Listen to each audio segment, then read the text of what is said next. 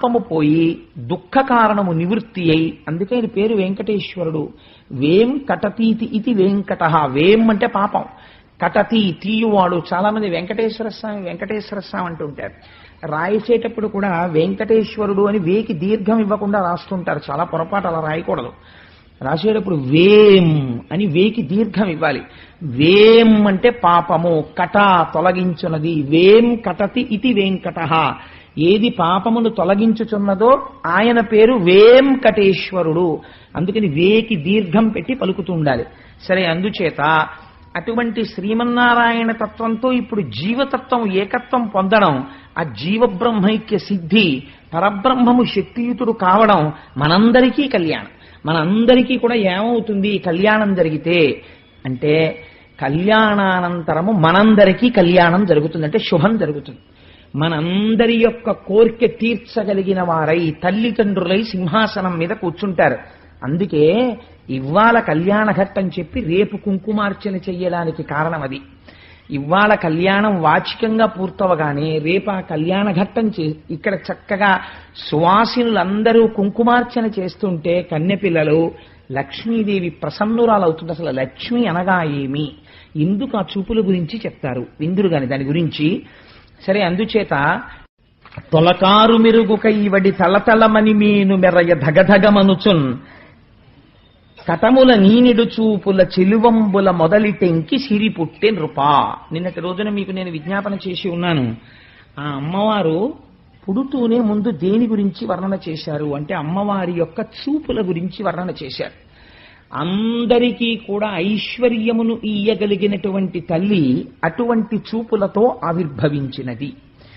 ఈ లక్ష్మీదేవి ఆ పద్మములోంచి ఆవిర్భవిస్తే ఆ తల్లిని చూసిన వాళ్ళుట పురుషుడై పుట్టిన ప్రతివాడు కూడా అదే మొదటిసారి చూడడం. పాలమున్నీటిలో పుట్టినప్పుడు ఆవిడ్ని చూసి అలా ఉండిపోతే వాళ్ళ మనస్సులో ఉన్న భావనలన్నీ తీసి అసలు ఆ లక్ష్మీదేవిని ఎలా చతుర్ముఖ బ్రహ్మ సృష్టించి ఉండి ఉంటారు అన్నదానికి ఊహ చేసి పోతన గారు ఒక అద్భుతమైనటువంటి పద్యం రాశారు. నాకైతే అనిపిస్తుంది, నిజంగా స్తోత్రాలంటే ఇవ్వండి, లక్ష్మీదేవి ప్రసన్నం అవడానికి. దరిద్రం పోవాలంటే ఇలాంటి పద్యాలు వినాలి, చదువుకోవాలి మనసులో. నిజంగా లక్ష్మీదేవి ఎలా ఉంటుందో చెప్తారు చూడండి. పాలమున్నీటి లోపలి మీది మీగడ మిసిమి జిడ్డున చేసి మెనువడసి క్రొక్కారు మెరుగుల కొనల తళుక్కల మేనిచేయగల నిగ్గు మెరుగు చేసి నాడునాటికి ప్రోది నవకంపు దీవల ననుబోధ నెయ్యంపు నులుకొలిపి క్రొవ్వారు కెందమ్మి కొలకుల ప్రొద్దున బొలసిన వలపుల బ్రొదిపెట్టి పసిడి చంపకదామంబు బాగుకూర్చి వాలు క్రొందెల చెలువున వాడి తీర్చి జానతనమున చేతుల జడ్డు విడిచి నలువ ఈ కొమ్మనొగి చేసి నాడు నేడు. బ్రహ్మగారు లక్ష్మీదేవిని ఎలా తయారు చేశారు, లేదా పరబ్రహ్మము ఎలా తయారు చేసింది అంటే, ఈ పాల సముద్రాన్ని చిలుకుతున్నారు కదా మందర పర్వతాన్ని పెట్టి. ఆ చిలుకుతున్నప్పుడు పాల సముద్రం మీద వెన్న ముద్దలు పైకి లేచి ముద్దలుగా పడిందిట. ఈ పాల సముద్రంలో ఉన్న వెన్న ముద్దలన్నీ ఏవి, ఈ వెన్న ముద్దలన్నింటినీ తీసుకెళ్లి లక్ష్మీదేవి ఒంటికి అదే పనిగా తాపడం చేసి అంత మెరిసిపోతున్నటువంటి ఆ అమ్మవారి యొక్క సౌందర్యాన్ని ఆవిష్కరింపచేశారట. రెండవది, ఆకాశంలో వచ్చిన మెరుపులు చూశారట. మెరుపుల యొక్క అంచులలో ఉండేటటువంటి మెరుగు తీసుకున్నారట. మెరుపంతా వేరు, మెరుపు అంచు వేరు. అంచు మెరుపు చాలా అందంగా ఉంటుంది.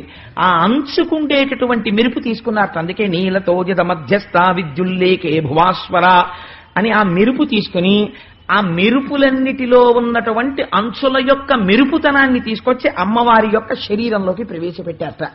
అంత తళుక్కుని మెరిసిపోతుంటుంది ఆవిడ. ఇప్పుడు ఇంత తయారు చేసి పెట్టినా వెన్నంతా రాసి ఒళ్ళు జిడ్డు కారుతున్నట్టు ఉంటుందని మీరు అనుకుంటున్నారేమో.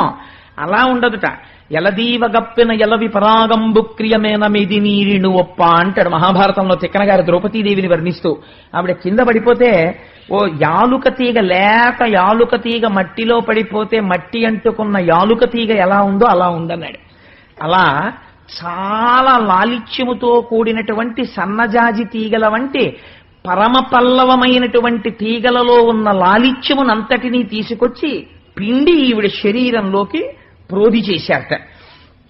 అప్పుడు తెల్లవారుజామునే సూర్యకిరణాలు ఇలా ఉదయిస్తుండగా అరవిరిసినటువంటి ఎర్ర తామర పూల యొక్క సుగంధం, ఆ పెటల్స్ అంటేనే రేకులు, అవి ఇలా విచ్చుకోగానే ఆ పద్మములలో ఉండేటటువంటి సుగంధం బయటికి వస్తుంది.